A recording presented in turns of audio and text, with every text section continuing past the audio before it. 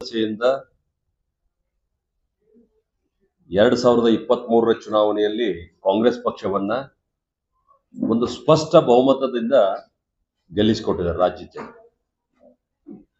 ಆದ್ರೆ ಈ ಸರ್ಕಾರ ಬಂದು 2.5 ವರ್ಷ ಆಗಿದೆ. ಈ 2.5 ವರ್ಷಗಳ ಅವಧಿಯಲ್ಲಿ ಒಂದ್ಸಲ ನಾವು ಅವಲೋಕನ ಮಾಡಿದ್ರೆ, ಹಿಂತಿರುಗಿ ನೋಡಿದ್ರೆ, ಪ್ರತಿನಿತ್ಯ ತಾವು ಮಾಧ್ಯಮದ ಸ್ನೇಹಿತರು ಈ ಸರ್ಕಾರದ ಬಗ್ಗೆ ವರದಿ ಮಾಡ್ತಾ ಇದೆ. ವರದಿ ಏನಾಗ್ತಾ ಇದೆ ಅಂತಂದ್ರ, ಈ ಸರ್ಕಾರ ಬಂದ ಮೇಲೆ ಇಂಥ ಡೆವಲಪ್ಮೆಂಟ್ ಕೆಲಸ ಮಾಡಿತು, ಇಂಥ ಯೋಜನೆಗೆ ಎಷ್ಟು ದುಡ್ಡು ಬಿಡುಗಡೆ ಮಾಡಿತು, ಇಂಥ ಮಂತ್ರಿಗಳು ಇಂತಲ್ಲಿ ಅಡಿಗಲ್ ಸಮಾರಂಭ ಮಾಡಿದ್ರು, ಇಂಥ ಸಚಿವರು ಇಂತಲ್ಲಿ ಉದ್ಘಾಟನೆ ಮಾಡಿದ್ರು, ಈ ತರದ ಯಾವುದೇ ವರದಿಗಳಿಲ್ಲ.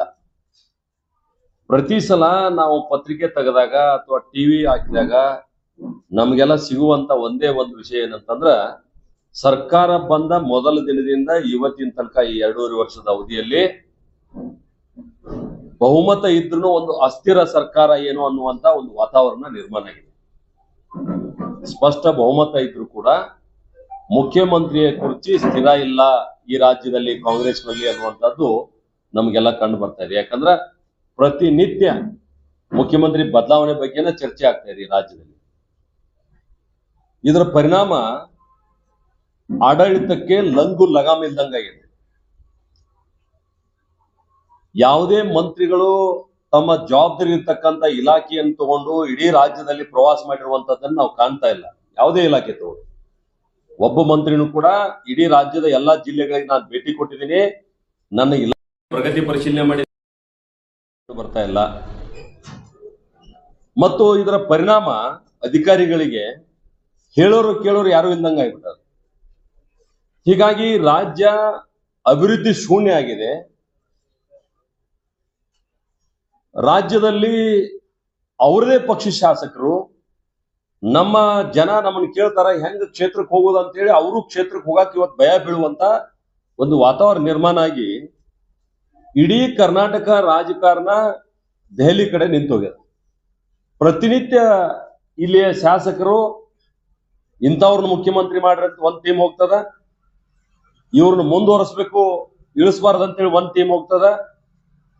ರಾಜ್ಯದಿಂದ ಹೋದಂತ ಯಾವುದೇ ಶಾಸಕರು ನಾವು ಕೇಂದ್ರದ ಯೋಜನೆಯನ್ನು ಏನಾದ್ರೂ ತರಬೇಕಂತ ಹೊಂಟಿಲ್ಲ, ಕೇಂದ್ರದ ಹೈಕಮಾಂಡ್ ಎದುರುಗಡೆ ಇವ್ರನ್ನ ಇಳಿಸ್ರಿ ಇವ್ರನ್ನ ಮುಂದುವರಿಸ್ರಿ, ಈ 2 ವಿಷಯ ಬಿಟ್ಟರೆ ಬೇರೆ ಯಾವುದು ಚರ್ಚೆ ಮಾಡ್ತಾ ಇಲ್ಲ. ಹೀಗಾಗಿ ಇವತ್ತು ರಾಜ್ಯದಲ್ಲಿ ಒಂದು ರೀತಿ ಸರ್ಕಾರ ಇಲ್ಲ. ರೈತರ ಪಾಲಿಗೆ, ಜನಸಾಮಾನ್ಯರ ಪಾಲಿಗೆ ಈ ಸರ್ಕಾರ ಸತ್ತು ಹೋಗಿದೆ ಅನ್ನುವಂತ ಒಂದು ವಾತಾವರಣ ಇವತ್ತು ನಿರ್ಮಾಣ ಆಗಿದೆ. ನೀವು ಕಂಡಿದ್ರಿ, ಇತ್ತೀಚೆಗೆ ಕಬ್ಬು ಬೆಳೆಗಾರರು ಬಹಳ ದೊಡ್ಡ ಪ್ರಮಾಣದಲ್ಲಿ ಹೋರಾಟ ಮಾಡಿದ್ರು ಇಡೀ ರಾಜ್ಯದೊಳಗೆ. ಈರುಳ್ಳಿ ಬೆಳೆಗಾರರು ಹೋರಾಟ ಮಾಡಿದ್ರು. ಪ್ರಸ್ತುತ ಈಗ ಮೆಕ್ಕೆಜೋಳದ ಬೆಳೆಗಾರರು ಕೂಡ ಬಹಳ ದೊಡ್ಡ ಪ್ರಮಾಣದ ಹೋರಾಟವನ್ನ ಮಾಡ್ತಾ ಇದ್ದಾರೆ. ಕೇಂದ್ರ ಸರ್ಕಾರ 2,400 ರೂಪಾಯಿ ಮೆಕ್ಕೆಜೋಳಕ್ಕೆ ಬೆಂಬಲ ಬೆಲೆ ಕೊಟ್ಟ ಮೇಲೆ ಖರೀದಿ ಮಾಡುವಂತ ಜವಾಬ್ದಾರಿ ರಾಜ್ಯ ಸರ್ಕಾರದಿದೆ. ಒಂದೇ ಒಂದು ಖರೀದಿ ಕೇಂದ್ರ ತೆರೀಲಿಕ್ಕಾಗಿಲ್ಲ ಇವತ್ತಿನ ತನಕ. ನೀವು ಬಿಜಾಪುರದಲ್ಲಿ ನೋಡಿದಿರಿ, ನಾನು ಕಳೆದ ಬಾರಿ ಬಂದಾಗ ಬಹಳ ದೊಡ್ಡ ಪ್ರವಾಹ ಬಂದಿತ್ತು. ಅತಿವೃಷ್ಟಿ ಮತ್ತು ಫ್ಲಡ್ ಅಂದ್ರೆ ಪ್ರವಾಹ ಬಂದಿತ್ತು.